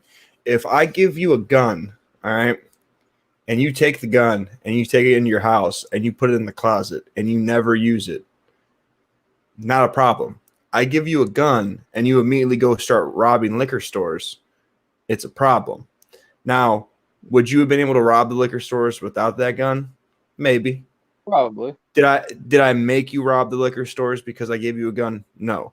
You chose to rob the liquor stores. Same thing with welfare. Like it was an option and people decided to start using it and they didn't realize that option was detrimental to them. Well, the thing is, it was like, look, again, I might be wrong, right? But I saw it in one of Tommy's videos where he explains how it might have been him, either him or Jesse Lee Peterson, who explained it, how the effects of the welfare state that it had on African Americans, where they made it so appealing that they would get rid of their husband who was making like less than they would receive the welfare, and they guarantee it, right? So instead of having a man who might leave them for a younger, more attractive girl, they could get rid of him, and then they could get guaranteed money, right? So they would stop having the husbands take care of them, the husbands provide for them, and start having the government take care of them, the government provide, right? And it slowly become. I agree with you 100%. You're totally right. I totally agree with you. But this is the issue. Had those women respected their men or those women valued the family, then it doesn't matter how good the welfare state would have been. They wouldn't have taken it. And the fact that they didn't value those things, they valued the money. Greed's going to destroy anything. Absolutely. Like it doesn't matter. It doesn't matter what circumstance it is if your greed is better than if your greed is outvalued by every other part of your life, then you're going to lead to your own self-destruction. Oh, absolutely. Like I agree with that. It's like, but the thing is, it's this idea of victimhood, right? And it's cancerous. This idea that like it's tasty, it's delicious, it's easy, it's It's so intoxicating to be a victim. A victim gives you being a victim gives you some kind of power. Apparently, like surprisingly, you would think you wouldn't want to be one, right? But that's how they got me, right? I was told that all of my shortcomings, all of my failures, they weren't my fault. It was racism, it was oppression. It was the white man holding me down, and I fell for it like an idiot, and I used it, and I had no problem doing it, right? And that's how they get you, right? They make you feel like you need them, like you can't better yourself without them, right? It's like again with affirmative action, all that shit, right? They intoxicate you with this idea that you aren't culpable for what you do. It's not your fault. You're innocent of all crimes that you commit. It's your fault because you're white. It's the next guy's fault. He's white. It's everyone else's fault because they have oppressed you. They've held you down. And that lack of burden is so easy to just wrap your hands around and get your mind around it. You know what I'm saying? I might not have explained it the best, but it. Oh no, I get what you're saying. Like, no, you're right in that sense. But I'm just saying, like, that's the problem. That's why, like, we just need to quit taking people so seriously about stuff. Like, that's really the issue. Like, that's the issue right now with the cops. Like, you have the criminals saying, "Oh, well, when I shoot my taser at you, you can't shoot me back." Like, what? No, you shoot a taser at me, I'm gonna empty this mag. like, it's just how it goes. Like, why can't we just take race out of the equation and ask a question? Like, why can't we just take race out of the equation and ask one question? It's like, look, take some homogenous fucking nobody and have him punch a cop, and then ask somebody, yo, if Whitey over there just went and clocked a cop in the face, what do you think the cop's gonna do? Oh shit, you gonna shoot that dumb fuck. He's gonna shoot him. Like, it's like they wouldn't even react like it was a problem. But then when they do it, like, they're the ones who see what it is when you're a victim, you commit a crime against somebody else, and then when they turn back to you and deal back to you what you've done to them, then you're like, oh, what are you doing? Why are you hitting me? It's like you ever been hit by a woman? Yes. Savage? And then you look at her like you got the intent to swing, and then she's like, oh, why would you swing it? What are you planning to do to me? Like now she's like, how dare you even consider hitting me back? That wasn't how it went. The one time, okay, so back when I was using, I had a girlfriend that hauled off and punched me in the chest, and with cat-like reflexes, I struck her right back, and she then was like, "How dare you hit me?" I was like, "Well, then don't hit me." She never did it again. Yeah, but see, that's the thing. It's like there's an arrogance, and we have a lot of people who survive and thrive on arrogance. This idea that like you aren't responsible for your actions. It's like, no, I agree with you. Yeah, people cry equality. They go, oh, equal, and then they don't want to catch an equal ass whooping. They don't want to catch an equal jail sentence. They don't want to catch equal child support. They don't want to catch all the same shit that we have to deal with. Tell a girl, like, you know what? I think the fact that more men commit suicide than women is horrible. We need some diversity, higher suicide victims. How many of you girls want to just, off yourself? I think we need more men killing women because you know that 77% of all daytime homicides are men? That's some bullshit. We need 50-50 on this shit. We need some equality in homicides. Yeah, equality never works. Like, it's not about equality, it's about special privileges is what it comes down to, and superiority. Like, yeah, it's about supremacy. Like, it wasn't until I started like having kids and going through the family court, like not even so much the courts, the regular court system, because when I was going through the regular court system, I still was quite liberal, but like what really changed my mind about being Republican, because when Bush ran, I literally thought that he was a racist. Like I I even thought like when Trump was running against Hillary that it was the lesser of two evils and that Trump was a racist and Hillary there was a point in time that I got sober in 2015. So in 2016 like I still was brainwashed, and I can distinctly remember telling my girlfriend at the time that Trump was a racist and that Hillary was evil and Trump was less evil. So even though he was a racist, I would still rather have Trump than Hillary. And that wasn't based on policy. That wasn't based on politics. That was just me looking at two pictures. Yeah, it was just my feeling, like looking at two pictures and was like, well, they're both evil. I know the system's rigged when it comes to presidential candidates. It's more of a selection than an election. I'd rather have Trump. But then as I started to become more started watching politics and stuff more, and I start like, especially when Q hit, I started watching Q and I was like, yeah, like this right here, Trump is my man. Like, did you hear that? So did you hear that they brought back the federal death penalty? Did they? Yeah. So Trump's administration brought back the federal death penalty, and William Barr just came out like today or yesterday and said that there's these baby killers that are officially getting dates for the death penalty, and I was like, hoorah!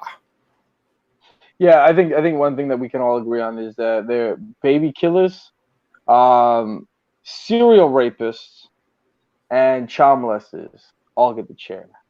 I don't even think that it has to go to a level of serial rapist. I think like you got like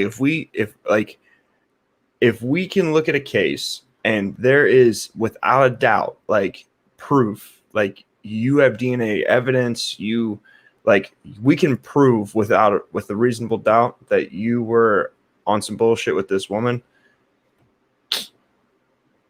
And here's the thing. The thing is like I know when you said reasonable doubt, but the thing is, there'd be a lot of bitches lying about people taking pussy though.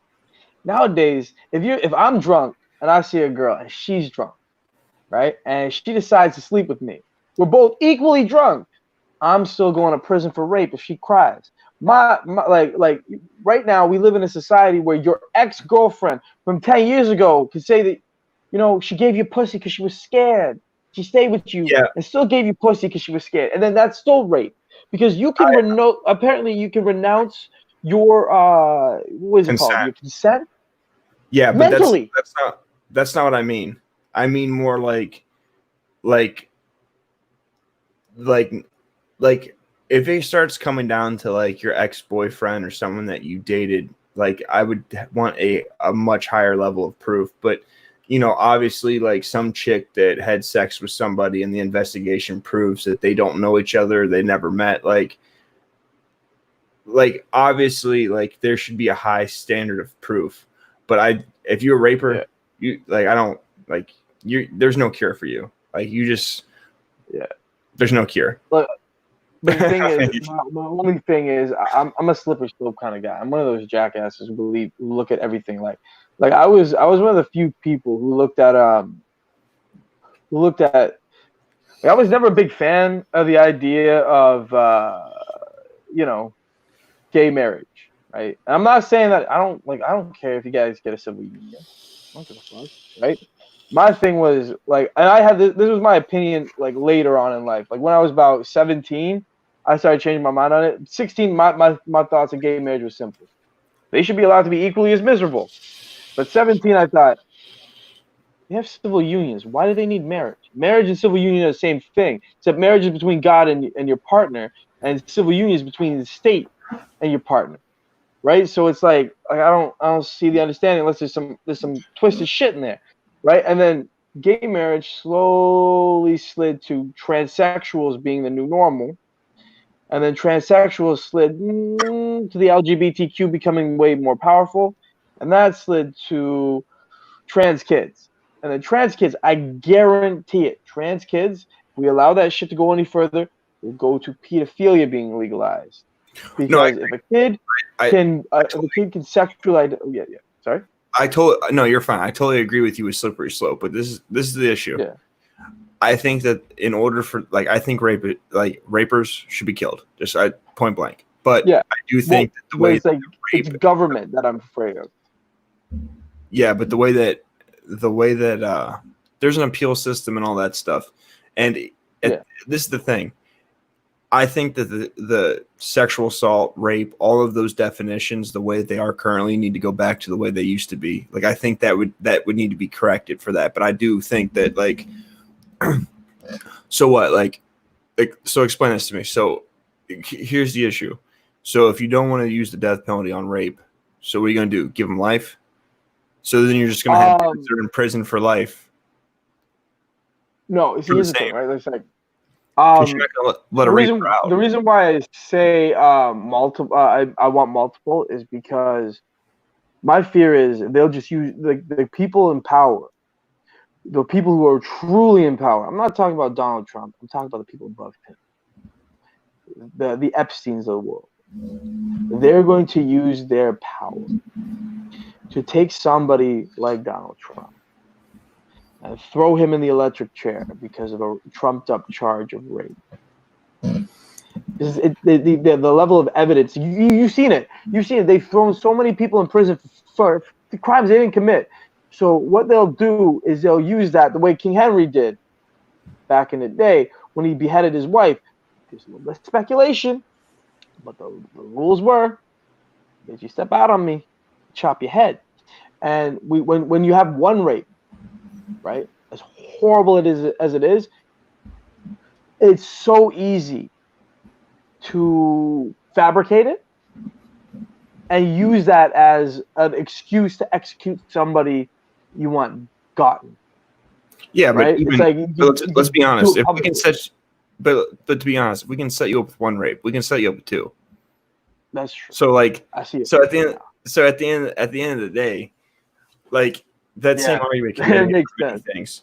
But to be honest, King Henry, he bro, listen, he should have just said, "Hey, I'm gonna kill my wife because I want a new wife." I respect. Oh no, he didn't want to kill her. He did want to kill her. His advisors framed her because she was giving him opinions that were against his advisors' best wishes. His advisors had ideas, and King Henry, he was all about this girl. He was giving her way more power than she should have had as a queen, right? So they started spreading rumors. They're like, "Yo, man, your girl's taking dick from other niggas.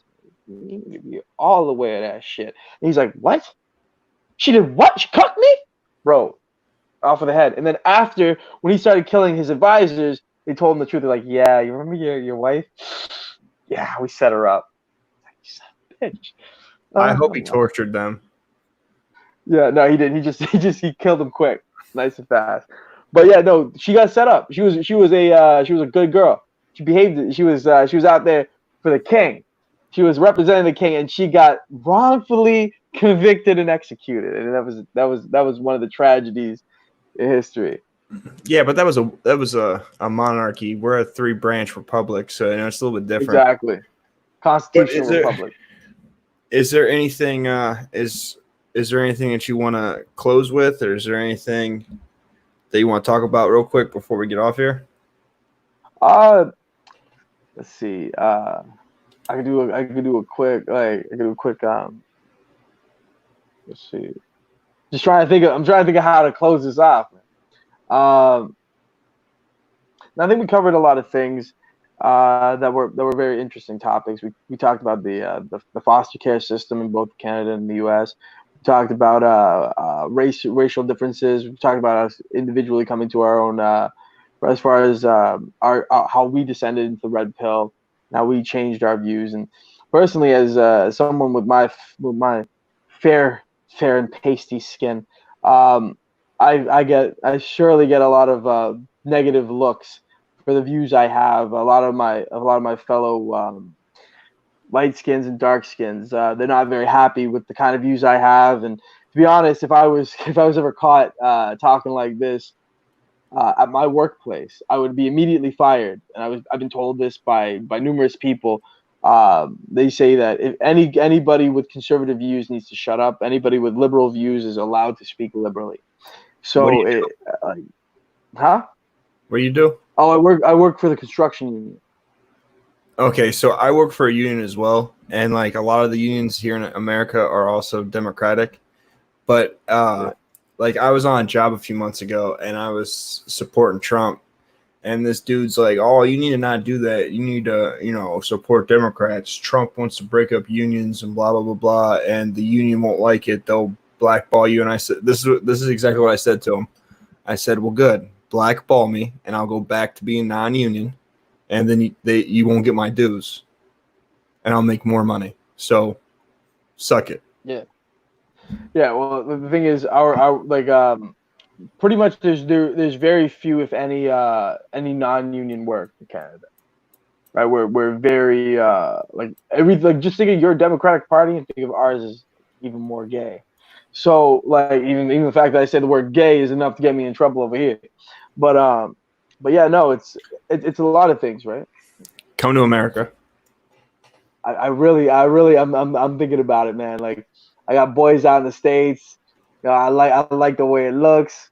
You know, you guys have a nice, healthy amount of red-headed, fucking pasty faced chicks over there. I'll slide in with the freckles. No, I love me them redheads. But yeah, no, I'm actually I like America. I used to hate it, because in Canada we're raised to believe that America, uh, slavery and racism and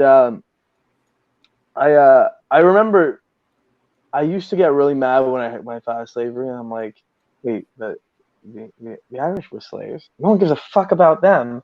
I don't hear anyone asking for reparations for the Irish. We were slaves in our own damn country. The British came over there, we made a sharecrop on our land. I don't know if you know this. I don't know if you know this, but like after the Civil War ended and slavery was abolished in America, there were during the time of slavery in America, there was more white slaves that ended up in Africa than we had ever during slavery in America. And even after the slavery ended here in America, there were still white slaves that were being taken from Ireland and other countries of Europe and going to Africa. Yeah. Like man, the only reason they don't talk about that stuff because it takes away from the narrative. You can't make people angry. Like people like they don't like they want to keep people mad. And like I've had guys that are black tell me that like I need to raise my son to remember slavery and oppression, and I'm like, why would I do that? That makes no sense. Like, why even talk about it at all? Like, yeah, like there's no had a great childhood, never knowing about my race. Like I knew I was different skin, right? Like I remember like when I watched basketball, I'd cheer for the black guy, right? It's like, but that's because I just didn't know. I'm like, I look like this. My dad looks like that. All right, that guy, the guy, like I would cheer for guys like Vince Carter when I was a kid. I really like Vince Carter because he's one of our Raptors. But I would cheer for him because his skin similar to mine, and I was a kid, right? But I didn't hate people because they were different than me, and nobody told me about that shit. Like, my dad never told me once about slavery. Never came up. My dad never told me once about my skin color. He didn't tell me I was black. People didn't bring it up. I lived my entire life around Indian kids, white kids, Polish, like Greek kids, Polish kids, all kinds of kids from all different areas, Asian kids.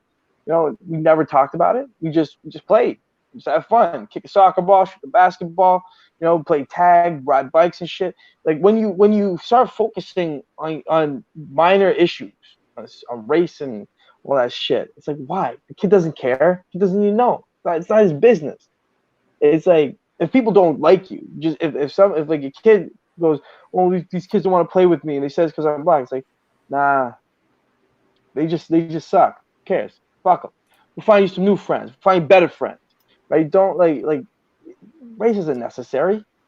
But it's fine. This how I look at life. So what if someone tells you they want to play with you because you're black or because you're white? Like if women told me that they didn't want to date me because I have a little penis, then I'm gonna go find a woman that likes little penises. Like, exactly. Like I don't find where your niche is. Yeah, like I'm gonna find what I'm good at, and I'm gonna stick to that. Like why? Exactly. Like it's crazy. But if I was you, like I don't know how hard you want to go with your YouTube channel or what it is that what you're doing I with like your to go online hard, presence. man. I like to Well, go hard, but I avoid usually putting my face out there because I'm a small guy living in Canada, right? Like nobody knows me, but you know, I'm a big mouth idiot that likes to talk and have a good time. So I couldn't turn down an opportunity to shoot the shit with my boy Red. So so if you're gonna start using your face and whatnot, you need to move to America. the state, yeah, Yeah, place because where I can be free to have my opinion. you guys got hate speech laws and We hate do. speech over there. Yeah, the tribunals and all that. Like you guys, like listen, how many YouTube Canadians do you know that are in Canada? A lot of them leave. Like Gavin, he was out of here as fast as he could. Crowder left. He's in Texas. Texas. Yeah, Like it's like the only YouTubers that I know of that are in Canada still are Abba and Preach, and they're not conservatives. Like they're kind of in the middle, but like they still are kind of on the they're still kind of on the racist wokey ID kind of ideas. Yeah, it's one of those things where it's like it's hard to have the opinions I have openly. Like again, my own father looked me in the face, called me a white supremacist because I said I don't hate Donald Trump, right? And it's like, why is that a thing? Why can't I have my own views? Why can't I come to my own decision? Why is it that because of the color of my skin, I'm not free? Like Tommy said last time we was on, why am I not free to have the right to think for myself? Why do I have to conform? And I hear I heard when I was watching Owen Benjamin, man. It's like the real N word. The real N word is no.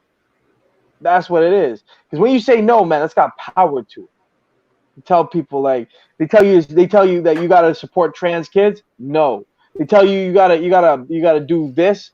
No, stop saying fag. No, stop doing it. No, just no. That's what I do. When people tell me how to think, how to act, how to do this or that, like I just no.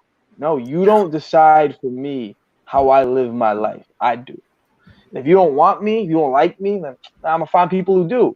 And luckily, I'm a pseudo magnanimous individual with a big mouth, and I people tend to like me, people tend to hate me, but I find more people that like to be around me, stuff like that. Well, see, myself personally, I've Yeah. always uh I've always been a guy that you either love or you hate. I've never been a kind of person that's in the middle of the road because I have that personality. Like I really don't care. Like most of the people I work with think I'm an asshole, but that's fine. Like I don't really care. Like I'm super petty. I'm super petty. Yeah. And like I'll be petty to prove a point. So like I was in this group that was in a Discord, and most of the people are black. Just like if you go to Tommy's, most of them are black. So like when I'm on the stream, I'm like the only white guy on the stream. I'm like the only white guy in the comments. And like there was a lot of with all this race shit that's going on. There's a lot of people that are like, whitey this, whitey that, or telling me that I'm just privileged or whatnot. And I'll be petty, like super petty. Like they told me that I had white guilt. So I was like, all right, well, since I have white guilt, then I probably should tell my son's mom that I'm going to step away from my son's life because I don't want to indoctrinate him with the idea that the only reason that I'm nice to him is because of my white guilt. And it's better for him anyways in the long run, because if I was to punish him, that would definitely be the white man oppressing a black boy. So that would be systematically racism because I would be putting my white guilt and oppression on him and ruin his life. So I'll just leave his life and he'll totally grow and he will become such a great man without me because I'm a white man and I can only teach him destruction and oppression. And they're like, you're not serious. I'm like, no, I'm not serious because what you're saying makes no sense. Like I'm taking what you're saying and I'm following your logic all the way at the end and it doesn't make any sense to anybody. Like you just think I'm being a jackass, but I'm literally telling you what you're saying to me and following it through, and it doesn't work. Like I had to stop being a part of that shit because like at the end of the day, people are idiots. And like in that same I was on that channel I'm not going to mention the name because I'm not trying to throw shade or anything. It wasn't the person that had the channel's problem. It was the people that were that supported that person that was in the chats that had a problem. And I dropped my address in that chat like 6 times, like right where I'm at. And I even said, like, there's only 2 white people on my entire street in Cleveland. Like, I'm not hard to find. So if you're really about that, if you're really about screw whitey, you can see me in my hood, like, no problems. And like, the guy was like, why would you do that? I'm like, because a lot of these guys on the internet are just a bunch of they're keyboard gangsters. Like, these motherfuckers these motherfuckers don't know anything about the street life. They just live in the hood and they know people that actually did stuff, and they're just a bunch of pussies that are crying on the internet. Yeah. Like, I lucked out, man. I was never raised in the hood. I was never raised anywhere near the ghetto. The closest I got was like just a black neighborhood. And it was bad. And the reason why it was bad, people didn't take care of this shit. They didn't appreciate this shit. But I got lucky. I was raised in nice neighborhoods my entire life. I can tell you this. Like, it's hard when you deal with people who don't understand, right? It's like, you'll find that people will talk so much shit behind the safety of the keyboard, right? But if you've been punched in the face, you understand what happens when you run your mouth. And everyone has a plan. Everyone has a get plan punched in the until face. they get punched in the face. So I'm gonna show you. I'm gonna share the screen of some pictures of the projects that I lived in when I first moved to Cleveland, and these are like the most dangerous projects in Cleveland. Yeah, I'll take a look, man. Like, that's crazy. Like, I've never even seen that kind of shit. Like, I'm living in Safeville.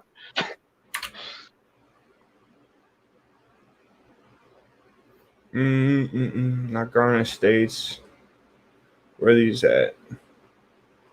Yeah. I'm looking for a guaranteed if I moved to the States, I would move to I look for the whitest neighbor. I'm Boise, Ohio. That's where I'm going.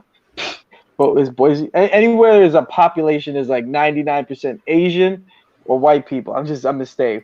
Or Nigerians. I'll fuck with Nigerians. Nigerians are safe as a motherfucker. You would be fine if you were in Cleveland. Like, Cleveland's fine. Like, as long as you're not doing stupid stuff, you're not gonna get, like, there's not gonna be stupid stuff. But like, so right here, so this is, no, that's Rainbow Terrace. Why is it not giving me, like, I'm looking for Garden Valley projects and it's not even taking me to what I'm Googling, which is what's bothering me, because that's stupid. It's so ghetto. The Google van won't even go there. Google van go a hell away from there.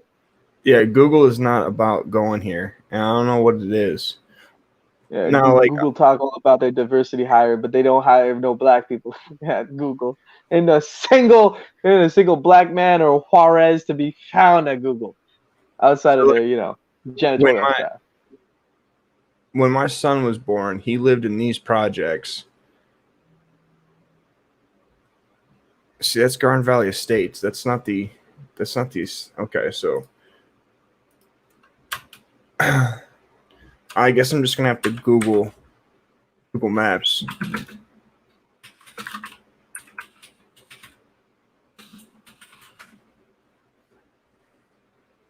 I have to just like Google Map the. Jesus Christ! First thing is a torn apart car.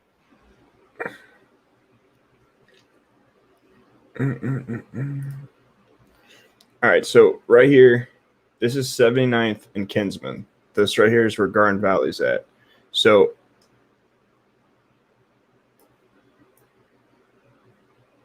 this right here, this is Garden Valley Estates right here. So we're going to go down this way, and I'm going to show you what these projects look like. You can see the difference. Already the things are looking different. Look at that. It's dead trees. So these are the projects. I don't know why this thing keeps like working weird. But as you can tell, this right here is the only. There's only one way in. There's only one way in, and there's only one way out. Yeah. And now, like, you don't see a bunch of stuff going on of why is that doing that? Like, it wants to go up. So, like, these right here are not like you don't see a bunch of people out here. Like when I moved in down here, I lived. Yeah, I lived right here in this building over here. Kind of looks like Vanier in Ottawa.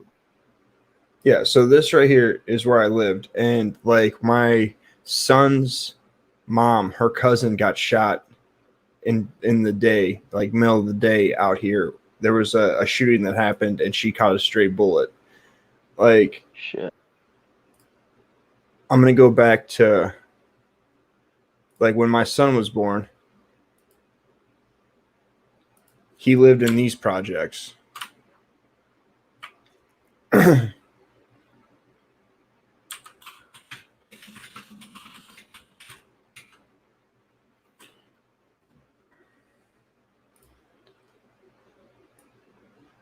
See these projects right here?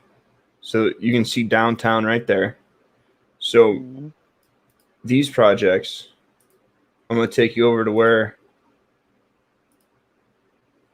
they lived when he first was born. A lot of greenery though. It's nice. Well, of course, there's grass and trees. No, it's like when I was down near Vanier, man, that entire place was like all the way up to Montreal Road was just a mess. So it's like it's nice to see that like they they even keep the grass down there, make it look nice. But like these right here, these are the projects, and like these look like just apartment buildings. Like they don't look necessarily. Why does it do that? Like it wants to go up for some reason. But as you can see, it's just like some buildings. Remind me of my Xbox controller. Yeah, it doesn't necessarily look bad. Yeah. There's a park in here, and there was a time when I came to pick up my son, and when I was picking up my son, there was some kids there, and of course I'm the only white dude over here, and they're throwing bottles and shit at me, and I've got my kid with me. But yeah, like just stupid shit. The one day there was shootings, and there was a person that was shot right in front of my son's house and right behind his house because I don't know why it wants to go up. Oh, it must be reversed. But so my son lived over here in these apartments. There was a person that was shot and killed right here, and then the street behind it, the same within like an hour or two, someone was shot and killed on the other side. And like a lot of these people want to talk crazy. Like a lot of these people want to talk crazy, but they don't like they're not in any way part of this. And like clearly I was the only white guy in the neighborhood, and all these shootings and crime are not happening by me. Like I'm not the one that's going through here doing stupid shit. But of course I'm like it's people like me that are the problem. Like it makes no sense. Well, it's just because easy. Shift the blame, right? You guys make up a larger population. They cannot have to take credit for their own actions. It's like, why would they bother fixing themselves when they can just say, well, it's because we're systematically oppressed by our superiors, right? It's like in everything we do and all the speeches we make about systemic oppression, we assume we have no power. It's like we assume we have no agency. We don't make our own decisions. No. The racist white people do. So it's like, so you're not a person then? You can't make your own decisions. Like you chose to rob that liquor store. I didn't. But I could have gone down all the same paths that my buddies went down. My brother went down. My cousins went down. Like I didn't have to. I didn't have to turn out to never commit a crime in my life. I didn't have to turn out to never drink alcohol, never smoke any kind of drugs, never touch anything that like I wasn't supposed to touch. I grew up behaving myself because I knew that I couldn't be what everyone else thought I was. I had one goal in my life, and that was to every person who disliked me hated me because of the way I look or because of who I am, right? I was gonna at least make an impact on some people, right? So it's like, you hate me because I'm black, all right, fine. Well, you can hate as many black people as you want, but you gonna like me. I'm gonna leave that impression in your head that I'm a good person. I hold doors open for the elderly. I help people cross the road. When somebody drops their groceries, I pick them up for them. I don't steal nothing. I don't treat people no kind of way unless they call for it, right? Like, I try to be as reasonable and respectful a person as I can be, while still being my jackass of a self, right? It's like, I'm not perfect.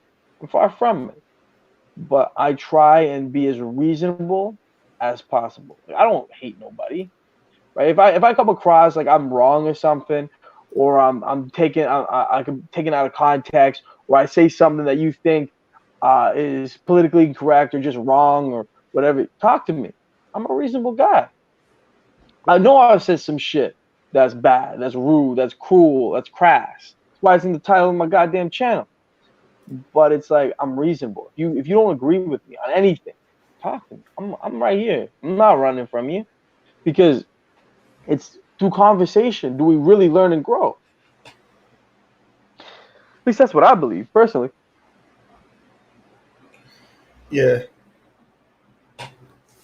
Like as you can see that this is like where's that, this arm. So like, you see how tan this arm right here is? I got this tan spot and then I got this white spot. This is as tan as I'm gonna get. That's it.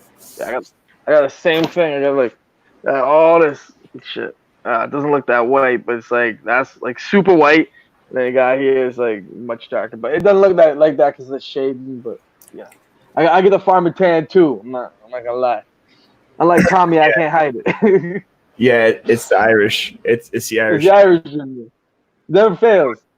My son Kept me from growing a marvelous beard. Can't grow nothing over here. Trying. Yeah.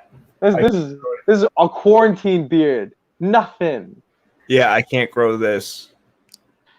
Yeah. I get this. I get this real good. See, you're lucky, because even this I'm struggling with. It's all curly, right? Yours is straight, so it goes my curly. So it's like, no matter how much, it just all pops up right here and stays there. Well, I'm also 31, so like I didn't get this until I was like 28. Yeah. Yeah, so like at least yours growing in. Mine won't even grow in here. Like, wait, here. Oh, see? mine really doesn't connect.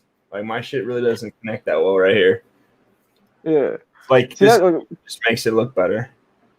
Exactly. Like, I think what we need to do is form a coalition, right? Like over there on Owen's channel, he's got the height supremacists.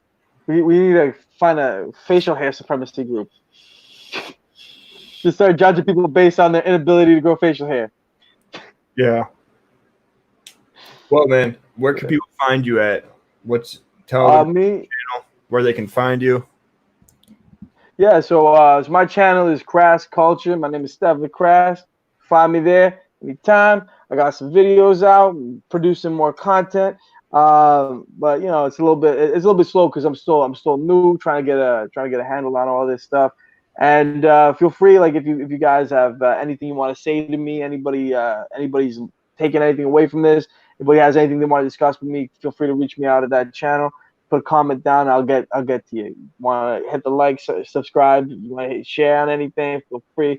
Again, my name is Stephen Crass. Go by Crass Culture. And it's been great talking to my boy Red. We had a good conversation. I've only had this channel. I literally started this channel at like the end of April. Like, I've only had it for nice. 6 weeks. So yeah, I'm not that. I haven't had this for super long.